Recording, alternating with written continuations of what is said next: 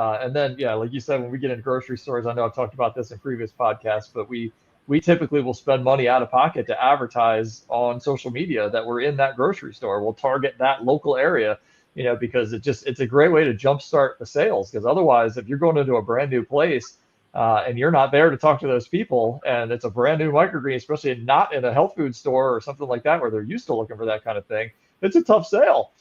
So we really try and drive that traffic in ahead of time, and then that way when our stuff arrives or a couple days after it's arrived, I mean, most of the people in the local area already know it's there.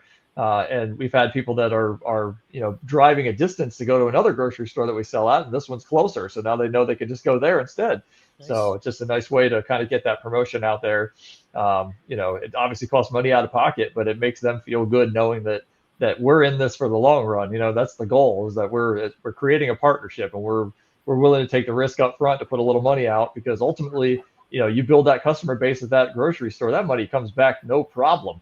Because next thing you know, they're up on their order, or they're adding more varieties, or they're doing something to get more, to cover the sales.